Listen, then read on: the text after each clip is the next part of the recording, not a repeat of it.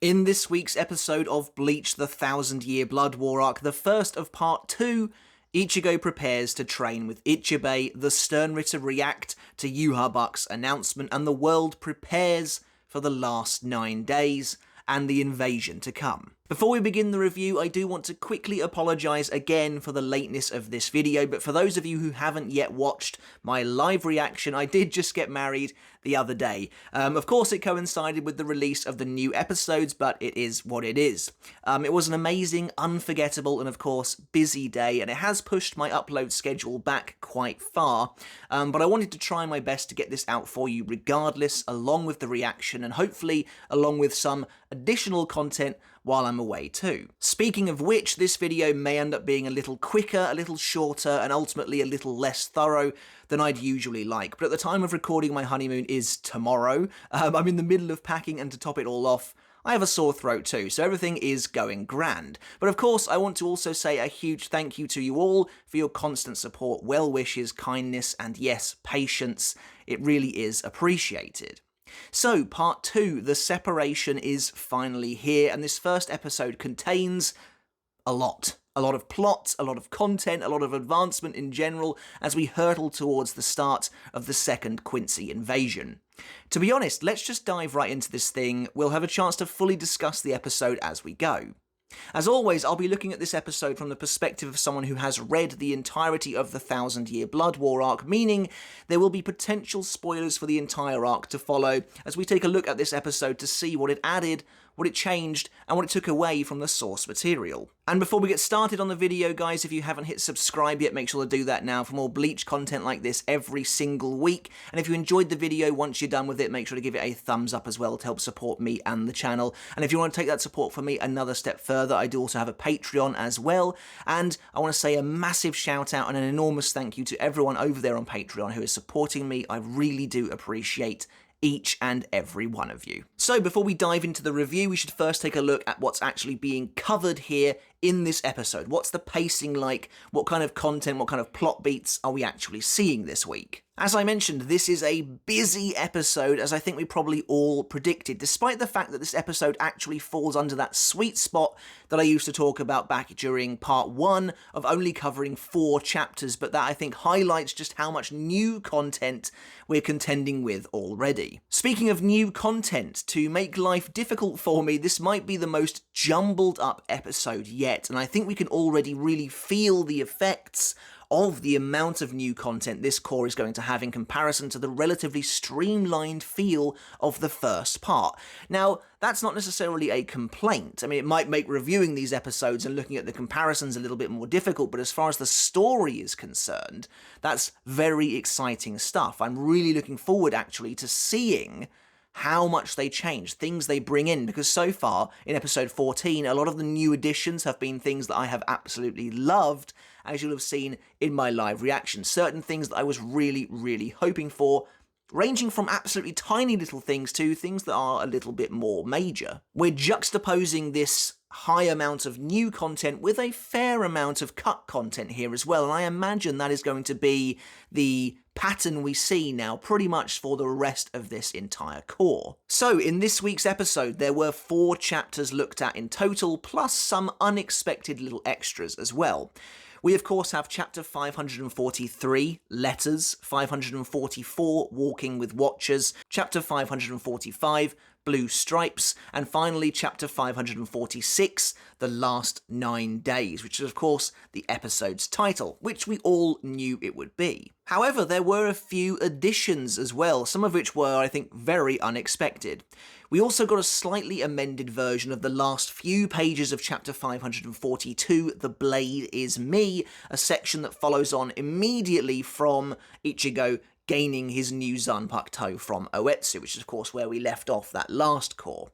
We also get the first page of chapter 547, Peace from Shadows, and most surprisingly, a section from chapter 565, God Like You, which we'll get into now as we begin the spoiler analysis. So, rather fascinatingly, the episode opens with a really unexpected and brand new take on chapter 565, God Like You, which shouldn't be appearing until episode 4 or 5, based on the current cadence of chapters being included. This is really incredible and interesting stuff. God Like You has always been a really important chapter, kind of just randomly nestled in the midst of both Master Masculine and Asnod's fights. It kind of came out of nowhere a little bit, but it gave us very valuable insight into Yhwach himself, who up until this point had been something of an enigma. But this intro doesn't just give us what we already know, it actually tells us some very intriguing new details. It reveals that Yhwach was naturally conceived, it seems like, in an opening that I certainly wasn't expecting to see,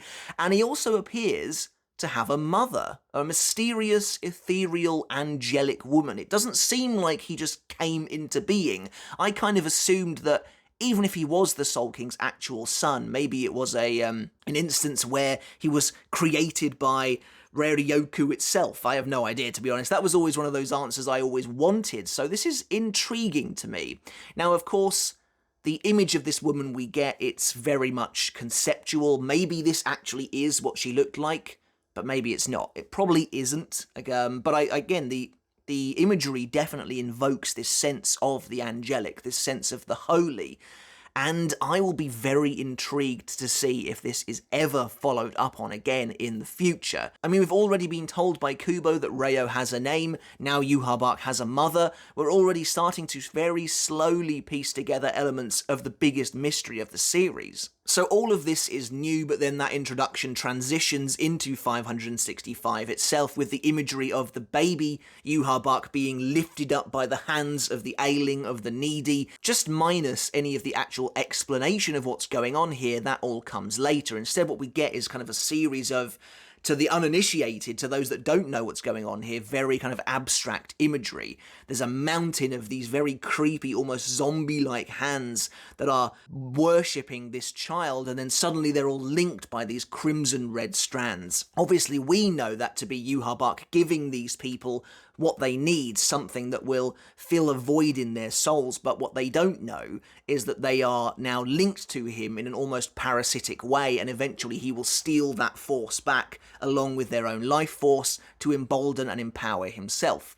All of this is very, very creepy, very, very well done, I think. You can hear them in the background slowly chanting Yhwach, Yhwach, as it gets louder and louder, and of course this is revealed in 565 as well to be the name he heard. It's not necessarily his name at this point. They are chanting the name of their god, and he heard this name and took it to be his own. And it's really cool as well seeing that shadowy form of his with just his eyes visible as he morphs and grows and transforms into Tensa Zangetsu, and then it comes very close to his eyes, and in the present day, Yhwach opens his eyes as well. So the core begins then with the creation of our divine godlike enemy and him opening his eyes, presumably after having been asleep, like I said.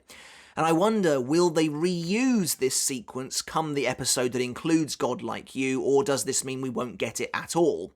A part of me does wonder if maybe, with some space freed up, and we'll talk about it a bit later on as well when we get to one of those midpoint cards, maybe we'll get something new in its place. Then, of course, we're treated to the brand new opening, which is lovely. I want to talk about that in a separate video if I get a chance to do so, but I actually do really enjoy the new opening, especially, again, the very unexpected turn it took in regards to its visuals.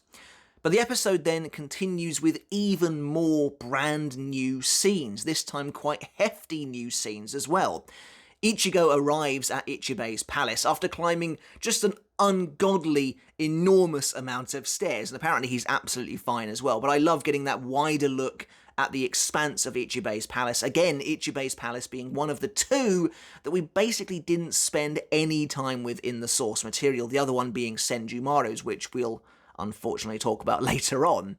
But they're having a little chat. Ichibe is disgusted at how weak the Gotei has become. This is some of the new lines of his that we heard in the initial trailer. He says 1,000 years of peace have made the Soul Society weak, and of course he is really sounding like Yhwach here. He is emulating everything that Yhwach said, but Ichigo challenges him on this viewpoint, as I think you would expect him to, as he says that, you know, well, Squad Zero just sat and watched. But at least Ichigo is able to challenge Squad Zero's position in a more mature manner than Soifon was. So Ichibe's palace is seemingly here named as Riden, which I don't think it ever was named in the source material. And the particular room that they are in right now at the very top of that flight of stairs is actually briefly glimpsed in chapter 547 later on, but that's the only time you get to see it whatsoever.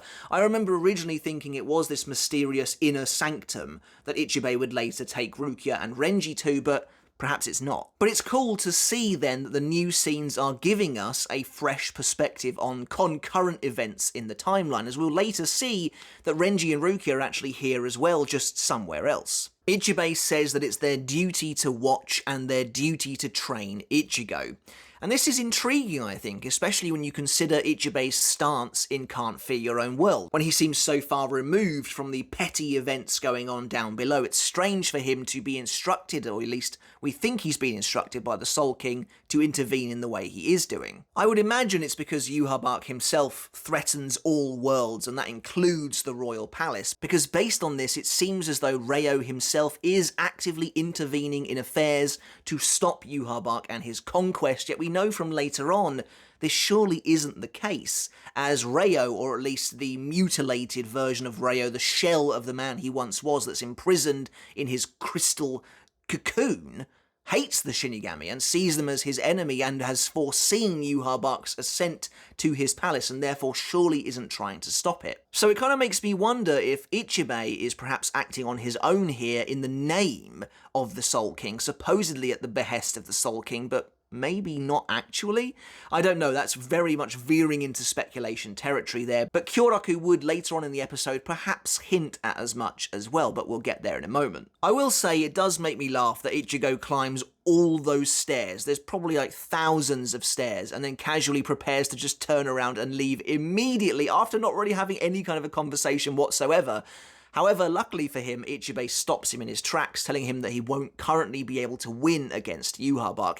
And I like that. I appreciate that even where Ichigo is concerned against an enemy like this, it takes more than just getting his new Zanpakuto. And then we finally arrive at the source material with a combination of the last few pages of chapter 542, and then we immediately move into 543, and right off the bat, things are different once again.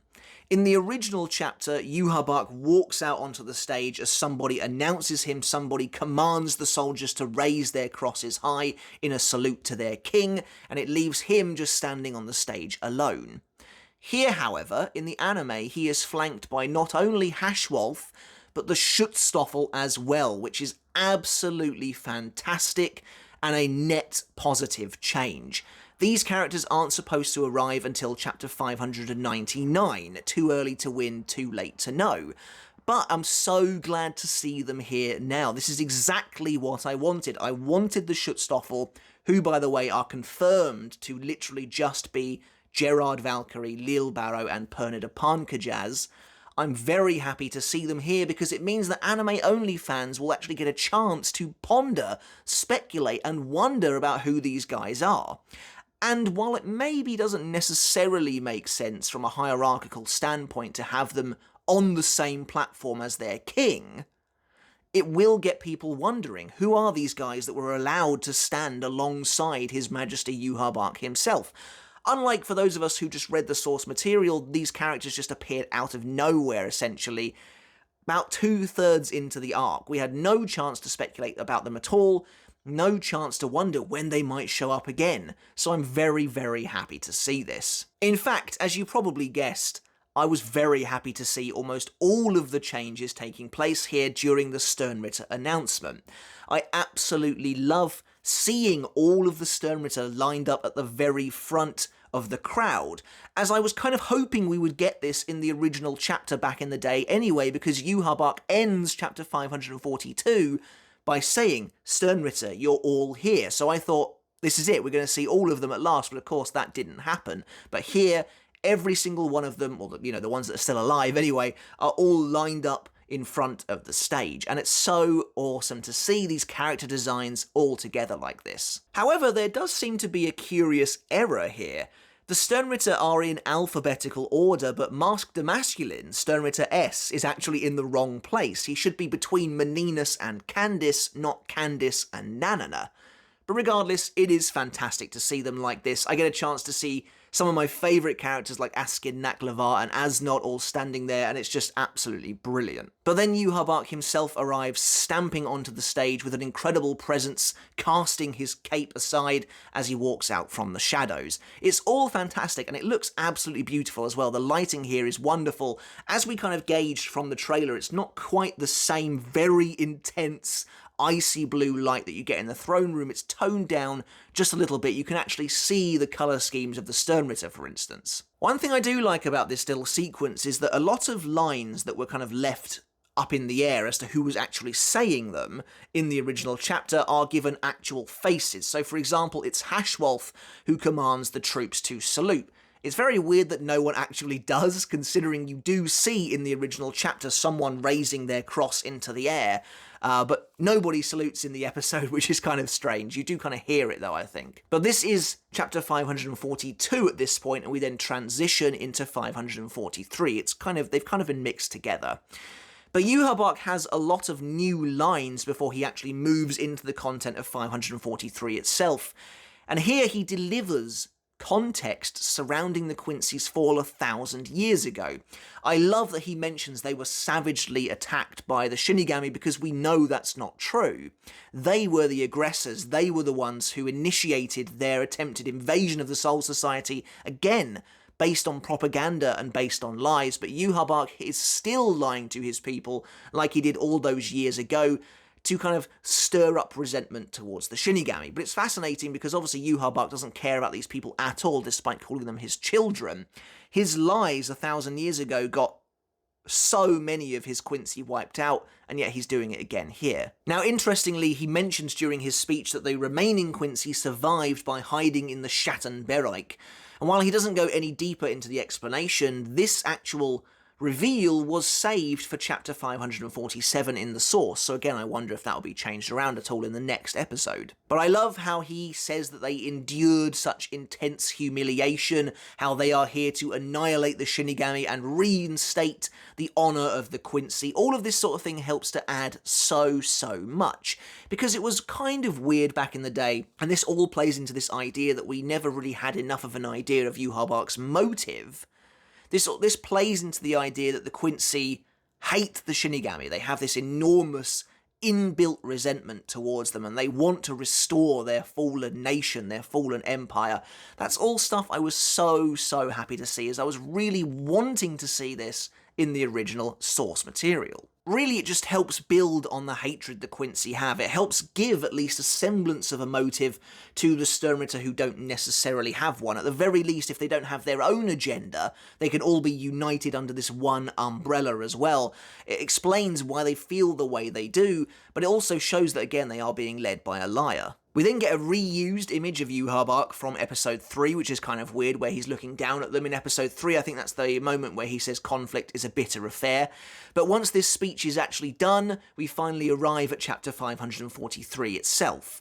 Whereas in the original, Yhwach kind of just walks onto the stage, says, "I have news to share with you," and then Uryu appears. Personally, again, I love the rousing speech. You can kind of see why there might not have been room to include something that might be seen as superfluous like that, but here in the anime it works absolutely perfectly. But of course, Uryu emerges from the shadows, walking out onto the stage after being called by Yhwach, and a ripple of chatter runs through the crowd. Now, in the source material, when Uryu arrives, that chatter is definitely meant to be coming from just random soldat, I think, so I really like, again, that these lines are given to actual characters here, with Basbi and Giselle discussing the event. Another small detail, but it's very cool seeing everyone is wearing their cloaks. In the source material, you never see the Bambis wearing theirs, for example, apart from Bambietta, and it's the same with characters like Nyanzol. But just as he does in the original chapter, Yhwach announces Uryu as his successor. The same people react here, but we also get extra ones too. Basbi is shocked, while Meninas and Bambietta question it, while Pepe finds it amusing. Also, I just realised that as long as you allow for that mistake regarding Master Masculine, even if you're an anime only, you can work out the majority of the Sternritter's letters right here, because you know some of them already, like Asnod and Bambietta, and therefore you can just kind of go up and down the line, as they are supposedly in alphabetical order. But again, to reiterate, as I've said before, this is exactly what I wanted to see from this. All of the Sternritter getting involved. It's so fantastic to see them all talking amongst themselves, to see them all reacting, to see characters like Pepe. And I know Pepe, everyone always laughs about him, everyone has a joke about him, but it is cool seeing him getting extra moments here, which of course help considering one of Pepe's moments is cut later on anyway. But every character, characters like Giselle, all of that sort of thing, getting to see them talk about the events unfolding before their eyes gives them more agency as a character, makes them more well-rounded and fleshed out as a character as well, even if it's just tiny little moments like this. Now, speaking of seeing all of the Sternritter like this, firstly, Gremmy is here, which again I'm kind of surprised about because I thought he was supposed to be locked up deep beneath Silburn, only being released when it was time for him to actually fight, so that's kind of surprising. I mean, after this meeting, does he just get ushered back into his cage? Are they kind of like, go on then, back in you go, despite the fact that you can imagine us all out of existence? And the second thing I wanted to talk about is that meeting, the table meeting we saw in, I think, was it the original trailer, is just nowhere to be found here. And the characters have all now, at the end of the episode, arrived in what used to be the Seirete. So it does kind of appear as though that meeting is now not going to happen. However, it's also not a part of the opening, so I don't think there's any way we aren't going to see that scene. Basically, what I'm getting at is I reckon probably in the next episode, we might get to see the Sternritter being briefed by Hashwolf before actually moving out. Because Hashwolf has lines as well where he says something about breaking the Soul Reaper's hope and their Zanpakuto. I imagine we're going to see all that. So I'm hopeful, and this is me being optimistic, but I am hopeful we might still get that meeting maybe next week. It might take us back in time a little bit.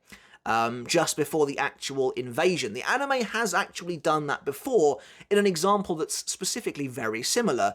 I think it was around about Baragon being killed in the Fate Karakura Town battle. We actually get to see Aizen having a meeting with Stark, Baragon and Harabel just before the Fate Karakura Town fight begins. So I think that sort of thing is probably going to happen again, but maybe sooner rather than later. Basby's objection to the news is changed from the source material. In the chapter, he takes a step forward and actually yells out towards Yhwach, only to be stopped by Hashwolf, who is on the same level as him at this point.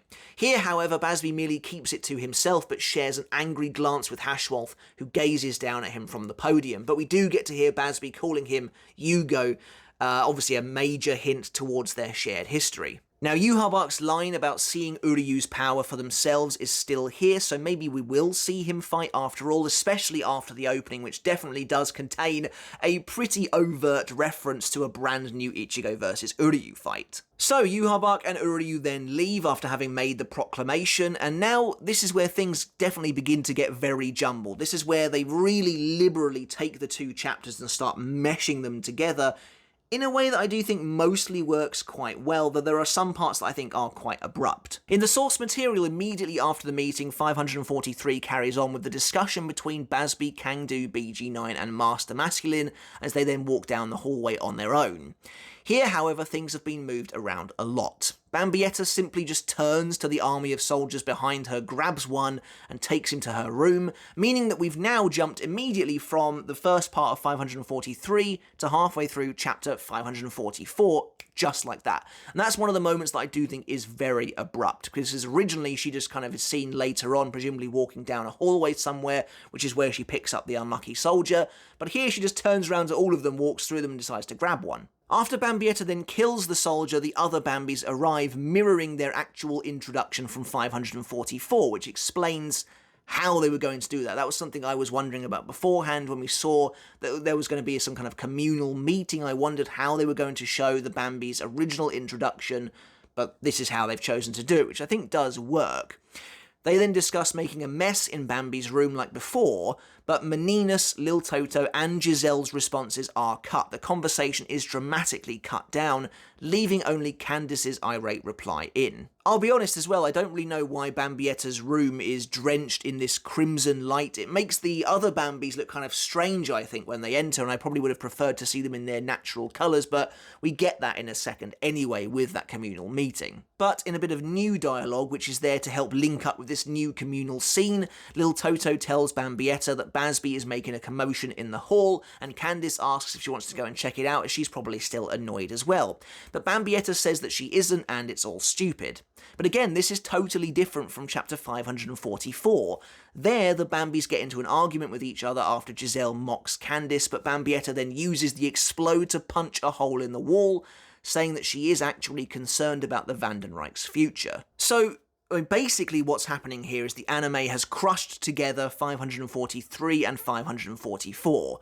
Basby's conversation with Mask and BG9 has been moved to a communal hall as I predicted. Now, Kangdo's unfortunately not a part of that anymore, and the girls arrive too to join in on the conversation. In fact, it does seem like the vast majority of the Sternritter are here as well, which again, I absolutely love seeing, even if most of them don't say or really do anything. But as Basby questions what's going on, the scene featuring their serving girl, who is seemingly bringing them wine or something, has been cut as well as Basby leaping away to go and confront Yhwach himself about the decision, with Mask shouting for him to come back. However, it's not all for naught, as there is plenty of new dialogue too.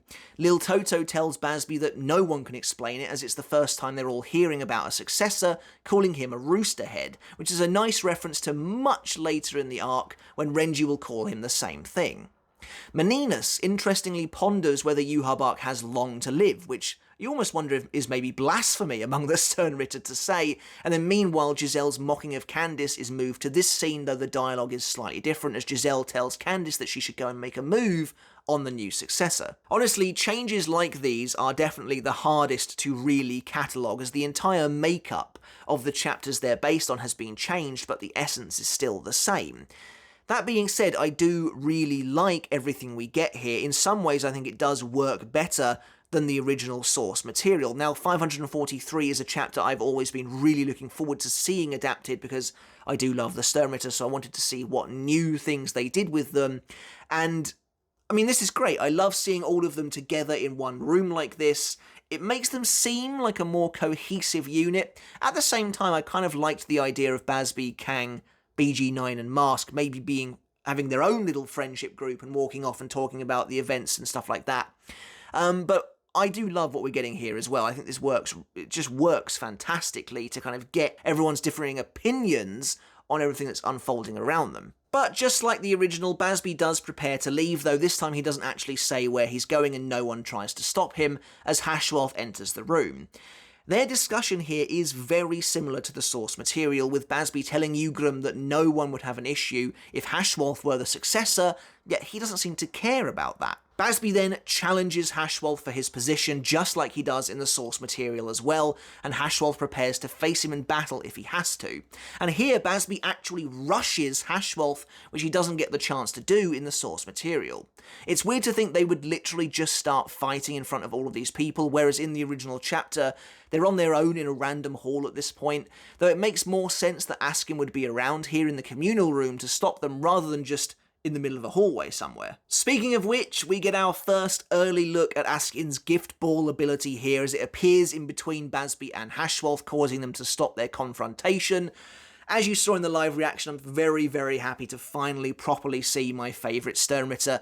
Askin's lines are mostly the same to begin with, as he mockingly tells Basby he's calm as he's kind of clapping at him, saying, you know, you're very calm, you weren't rushing in head first or anything like that.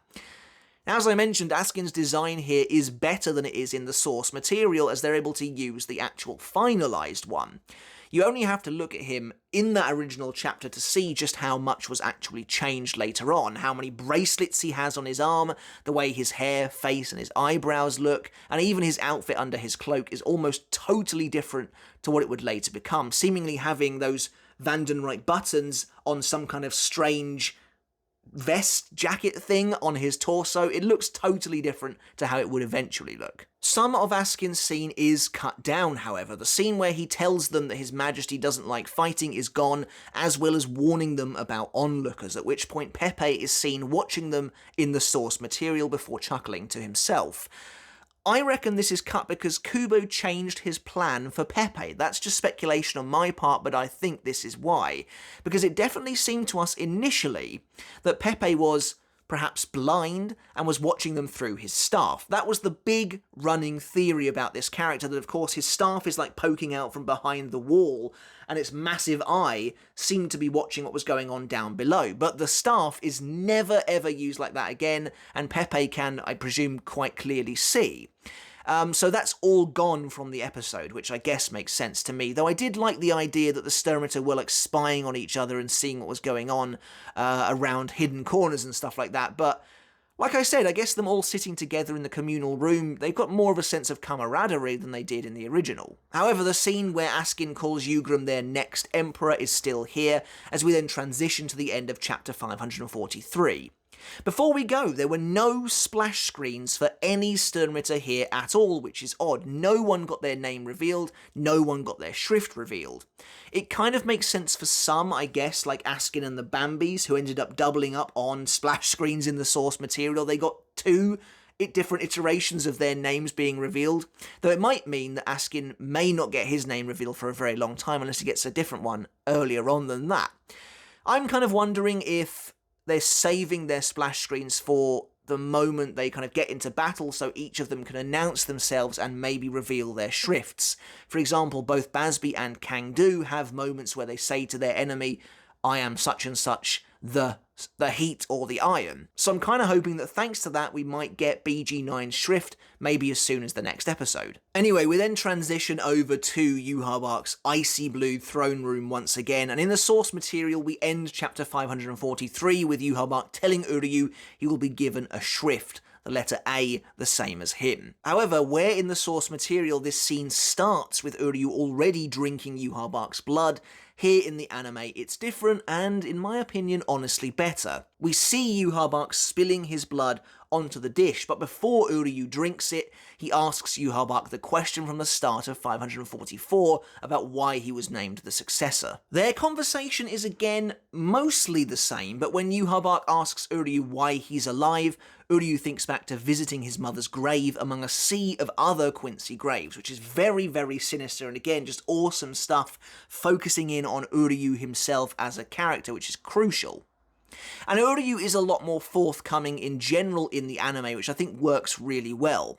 In the source material, Yhwach spends the conversation kind of just explaining to him what happened when he used the Arschvalen, but here Uryu explains that he has questioned his purpose ever since his mother was killed and he was allowed to live, and claims he discovered the answer to that question to be the destruction of the Shinigami, based on the history of the Quincy that he learned from Soken's diary in part 1, all of that being totally new stuff. Uryu reaffirming his belief that the Shinigami must be destroyed is awesome, and again makes me think he will have a bigger, more front-facing role to play. So in general, Uryu is far less passive here, and seemingly drinks the blood based on the decisions he himself comes to, based on his own beliefs and convictions, which again I just think is fantastic for him as a villain. So the anime smartly combines the opening of 544 with then the ending of 543 with the shot of Uryu having now drunk the blood.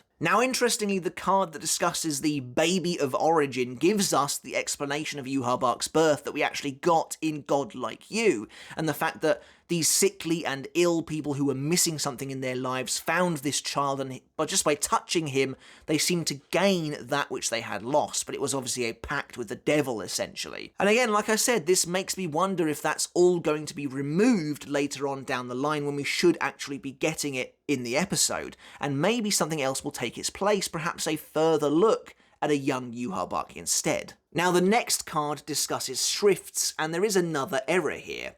Lloyd is down as Sternritter L rather than Sternritter Y. While the card mostly just details what a Schrift is, the end of the text is very interesting. It actually references Shaz Domino, of all characters, saying his shrift is unknown. Honestly, I wouldn't get my hopes up that this means we'll actually see him in the future. I kind of have a feeling it's just the anime's way of covering that Shaz never revealed his shrift in the source material. But who knows, maybe he will pop up again during the second Quincy invasion. So, we already mentioned that the Bambis scene from 544 was cut down, but an entire scene is removed too. Hashwolf returning to his room and talking with his maid. This is a little surprising as it reveals Hashwolf is already suspicious of Uryu's intentions and that they planned on creating discord among the Sternritter by announcing him as the heir. Also, the maid is somewhat a key character for the supplementary novels, so it is surprising not to see her, and it is surprising to see this scene removed entirely. And then a large portion of the final scene from 544 is cut as well, showing Orihime arriving at the Neagle ruins and struggling on her travels along with her companion Pero, who is mentioned in the anime but strangely not seen, so I have no idea how anyone who's an anime-only watcher is really supposed to know who that is. The structure is shifted considerably again. Here we begin with Kisuke analysing Kyoraku's medallion in his makeshift boot camp, which is great to see, whereas that's actually the final shot of 544 in the source. Honestly, so far of all 14 episodes, chapter 544 might be the single most changed around chapter we have ever seen yet. Here in the anime, Orihime tells Chad about Pero rather than talking to herself, and they decide to get started on their training with a hooded Grimmjow watching in the background. We also see Nell, Dondachaka and Pesce. The latter two weren't actually seen ever again in the source material from before this point, so it is nice to see them here. And then, as Orihime wonders how Ichigo is doing, we return to his training. And this is actually a shot from 547, as I mentioned, before we then get even more new content. Ichigo specifically tells him that this training is designed to take him beyond a simple Shinigami, which is awesome. I love the idea that the training itself is supposed to be designed to have Ichigo go beyond and surpass a mere Shinigami to presumably attain his true strength. The room then begins to transform around them, and Ichigo himself seems to vanish, taking on a disembodied voice moving forwards, while Ichigo is transported to a holy place, supposedly at the behest of the Soul King. And I love the design of this pathway. I love how the room itself just kind of melts away. I almost thought it was the work of Senjumaru at first, when we saw during the Battle of the Royal Palace, her fake fabric walls falling away. I thought a similar thing was happening here as well, but I don't think that's the case at all. This is more of a holy ritual than anything else. But yeah, I love the look of the pathway, I love the torii gates, I love the emerald green grass around them, casting that strange, almost sickly lemon and lime glow upon Ichigo. It looks absolutely fantastic. And crucially, it is very magical looking. In many ways, it almost seems to symbolise the final stage of his journey. He must walk this last path to eventually end up where he needs to go before the final battle. But it's very interesting because Ichigo says that they aren't allowed to use this pathway without the explicit permission of the Soul King. And again, why would the Soul King be actively wanting to help them if he supposedly hates the Shinigami and wants to see Yhwach succeed? The only explanation I can think of is that the Soul King has seen, obviously, right up until the moment of his death, and he knows that Ichigo is the one who cuts him down, so maybe he's just trying to help facilitate all of that move forwards. But I do wonder if maybe Ichigo has a sinister, ulterior motive, and is somehow forcing all of this along, with or without the Soul King's permission. And it kind of feels like this is at least in some way hinted at when Kyoraku suspects, in another brand new scene, that Ichigo may not be acting in the best interest of the Seirete before quickly backpedaling. It definitely implies at least that Ichigo has some agenda of his own that he's working towards. I guess it's also possible that what Ichigo is doing here is in some way preparing Ichigo should they need to take him as the Soul King candidate instead later on down the line, obviously without telling Ichigo the truth. You see, it's different when new content is just extended fights, etc. This is new content that's regarding and potentially changing the actual plot itself. We then move to chapter 545, but of course it's not as simple as that. The first scene featuring Ichigo's family is cut from the episode, replaced later with a simple still image. And then we skip over Renji and Rukia's scene, which will instead come later, and go straight to the Vizards. Shinji's conversation with Hiyori is basically identical to the original chapter. However, since Hiyori's original scene was cut from chapter 481 showing the first tear in reality caused by the Quincy, they've had to change things up a bit. There's now one of these tears in the fabric of reality hovering next to Love and Lisa, but oddly this tear completely vanishes in subsequent shots. And I'll be totally honest with you, while I'm glad this scene is here, while I think it absolutely had to be here, because they can't keep cutting this subplot, I do think this is definitely slightly worse off than how it appears in the source material without that initial context to build on. Especially since it's so easy to miss the rift as it appears in this episode, and then it vanishes anyway. We even have a close-up of Love and Lisa, and there's no rift to be found anymore. So are we supposed to believe that in the space between Hiyori opening the box from Kisuke and Mayuri, and then the next time we see Love and Lisa, she's patched up that rift? I've got absolutely no idea, but I do think this scene is maybe slightly sloppily handled, which is kind of how I felt about this entire Vizard subplot. But we then go back to Renji and Rukia's training, and it's interesting to think that they are here at the same time as Ichigo, which of course makes sense, but I always kind of assumed they were way ahead of him at this point. The start of this scene is basically the same as the source material. However, once Byakuya is revealed to have survived and to be alright, the scene featuring Renji and Senjumaru is unfortunately cut. And while I appreciate Ichibe getting more time in the spotlight, I would have liked Senjumaru to get some love too, since she is also really truncated in the original, plus her palace looked great and I'm hoping we still get to see it. But really, of all the Zero Division members, she was the one that they spent the least amount of time with during their journey through the Royal Palace, so it's a shame that at least for now, what little screen time she had is actually gone completely. Ichibe then arrives, throwing open the doors to the inner sanctum with this big, booming laugh, and interestingly, there's no splash screen here again, whereas in the original chapter, this is where Ichibe's name was revealed. Now, this isn't the first time they've done this with the Zero Division. When Senjumaru's splash screen should have occurred, based on where it did in the original chapter in 517, it didn't in the anime, so I wonder if they are really holding these off for particular special moments. But then at the same time, Korinji Tenjiro's name did appear when it was supposed to, and it actually felt kind of random. But we then move to the end of chapter 545 in Karakura town as Kyoraku approaches Ichigo's friends. A little bit of dialogue is cut before this moment where they ask about Yuzu and Karin, who told them that Ichigo is training at a sports camp, but they know for a fact that that training ended a few months ago. And actually, the intro to chapter 546 is removed as well, featuring Keigo trying to make light of the situation after Kyoraku has told them they may have to say goodbye to Ichigo forever. Instead, the moment Kyoraku says that, Keigo rages, going straight for the captain, yelling at him, telling them that they've got Ichigo in some kind of mess again. I will say that I never really appreciated this before in the source material, but Keigo is considerably more mature, I think, than he has ever been portrayed before in this scene. The majority of their conversation from here on out is basically the same, however, this time featuring extra shots of Ichigo making his way through the new training hall, alongside Kyoraku telling his friends that he is now in a very special, very sacred place. As Kyoraku hands over the soul tickets to Ichigo's friends, the line-up giving some of them to Ichigo's family has actually been cut, as is Kyoraku telling Tatsuki, Keigo and Mizuhiro that he will instruct Ichigo to come back home and spend some time with them before the battle inevitably arrives. As we slowly come to the end of 546, we see Orihime and Chad together again in Wako Mundo. Aside from the additional shots of Nell and the others training, and of course Grimjo watching, this scene is basically identical to how it appears in the source material, except for one cool little thing.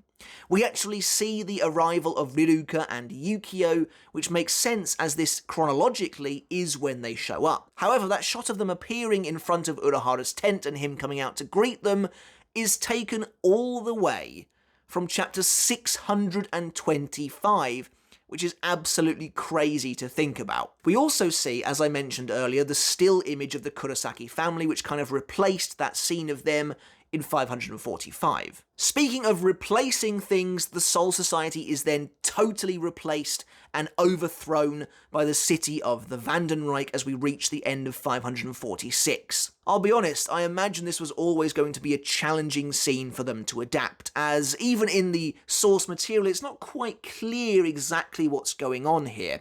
The way I always saw it was the Soul Society was almost being peeled back as this veil of shadow kind of washed over it like a tidal wave, and in place of the Seirete appeared the Vandenreich's buildings. And that is kind of what they do here as well. I really do like the fast-moving, free-flowing, fluid angle we get as we rush through the streets of the Seirete, watching all of it being replaced by these blue, ice-covered Quincy buildings. Like I said, it's fluid, it's dynamic, and it's very, very ominous, which is of course most important. Watching these Gothic, European-style cathedrals and castles and palaces and buildings appearing out of nowhere underneath this colossal blood-red sky. Yes, the red sky is finally here. I imagine this won't be the last we see of the transformation. It does happen quite quickly, I think. You maybe don't get enough shots of the actual Seirete being replaced itself, and I think perhaps the start of next week's episode will show a little more of the transformation. And also, when we get to see the Seirete from afar, it is quite clear that the actual cityscape, the palace inside, is still at least somewhat visible through the veil. But Akon and the 12th Division's reaction is the same. They can't believe, of course, that the Seirete is gone. And like I said a moment ago, apart from the fact that you see the angle of the eclipse, the angle of the transformation slightly differently to how you do in the source material, I think that's mostly just down to the differences in the mediums. They're able to use, in the anime, those really cool and dynamic angles where, of course, Kubo himself wasn't able to, but the actual scene itself is pretty much exactly the same. I will say, though, that when you get to see the full expanse of the city laid out before Yhwach, not only does it look way bigger than I thought it did, but this Quincy city also looks far more dead and desiccated in the anime too, which I think is really awesome. It makes everything look surprisingly very creepy. Standing atop the main palace of Silburn, Yhwach asks if Uryu knows the Kaiser Gesang before revealing that there is an addendum to the song. I do think that here, as Yhwach reveals the remainder of the song, saying that in the last 9 days, the world will return to him, the Quincy city does look awesome. And we also get this incredible shot of all of the Sternritter arriving on the battlefield together, which is brand new.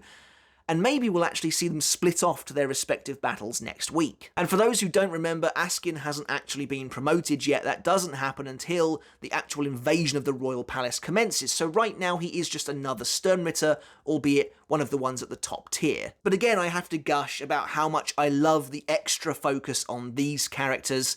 They're not all here though. Pepe, for example, doesn't appear to be among them, despite the fact that he should be here, and again the same goes for Gremmy too. We then strangely get another reused shot of Yhwach, this time from episode 1 where he smirks. I'm surprised they're using a shot that's so recognisable, unless it's done on purpose perhaps, but the episode ends exactly where we thought it would, just with a slightly different angle in comparison to the original chapter, with Yhwach looking down across the city, telling Uryu and Hashwolf that the last 9 days of the world are about to begin. Right, but then after the new ending, which again I'd like to talk about in probably a separate video if I get a chance, we get our first poem of part 2, this one courtesy of Rangiku. Not Hitsugaya, which is kind of interesting, but the poem reads, "Freezing ice created from synergy quells the impatience of his burning blade." In my opinion, this one's pretty clear-cut in regards to what it actually means. It's talking, of course, about Rangiku and Hitsugaya's plan to work together, and presumably the burning blade they're talking about belongs to Basby, but it could also be referencing Hitsugaya being forced to fight smarter and with more restraint than usual due to the fact that he is now working in tandem with his vice-captain. We then get to see that the next episode is episode 15, Peace from Shadows. So my throat's about to give out, I think, but just before we end the video, I want to do some very brief predictions, and I think it's probably going to open with another slightly more detailed look at the transformation. We'll of course get some reactions from other characters that we know, both random Shinigami foot soldiers and actual captains and vice-captains most likely, and I think we'll probably see the Seirete transform properly, actually watch some of those buildings that we know disappear and be replaced with the Quincy City instead. Now, this is where the fights are really going to begin, of course. This is now officially the start of the second Quincy invasion. The main fights taking place in the first episode of the second invasion will, of course, be Hitsugaya and Matsumoto versus Basby, and Soifon and Omaida versus BG9. Like I said before, I'm really hopeful we'll get BG9's Shrift in next week's episode. If not, it'll have to be the one after that, or else we're just not getting it. Now, I believe it was said already by those that saw the episode early that it ends on chapter 551 with Kisuke calling to confirm to Mayuri that he has discovered a way to retrieve bankai, just as the situation looks incredibly dire for our captains. Meaning episode 3 is really when things are going to get absolutely crazy, I think. But that's it for the episode. I thought this was a very strong opener to the second core of Bleach the 1000-Year Blood War arc. Now, this, for the purposes of the review, was quite a difficult episode to talk about, as so much of it is changed around, so much of it is crushed together, so much of it is spliced in ways I wasn't expecting. Like I said, 544 is basically demolished as far as chapters go, with sections of that chapter split across the episode, again, in ways that I hadn't anticipated. I do think, for the most part, all of it works really, really well. Like I said, I love getting those extra scenes with the Sternritter. Where scenes are lost, new scenes are added in anyway. So in this sense, it didn't feel like we missed too much. And I think despite there only being 4 chapters actually being covered here, it still felt like there was a ton of content on show. I'm very excited, of course, for the fights to actually get going properly starting from next week. But for now, this was a really great way to kick things off. We had a lot of plot beats, a lot of advancement to cover, but we managed to do so, and I think, like I said, I was very happy with what I saw. I loved Uryu's new lines, his new conviction, that new sense the anime is going to paint him as a real, true villain up until the very end. I loved seeing all of that. I thought it was great. And yeah, of course, Ichigo's new training scenes, all of that, I absolutely loved it. But so, that's it from me, guys. I really enjoyed the episode. Let me know in the comments below, what did you think of episode 14, The Last 9 Days? What did you think of the changes they made? What did you think of the new content they added? I'd love to hear your thoughts down below. As far as episode 15 coverage goes, I will unfortunately be at least a week late to that one, as I will be away on my honeymoon. I know it's really not a bad thing at all, but as far as my coverage goes for that one, I will do a live reaction and a review once I get back, and then it'll be straight into episode 3 as well. But that's it from me, guys. I really hope you enjoyed the video. Make sure to hit subscribe if you haven't done already, and until next time, I'll catch you later, and I'll see you then.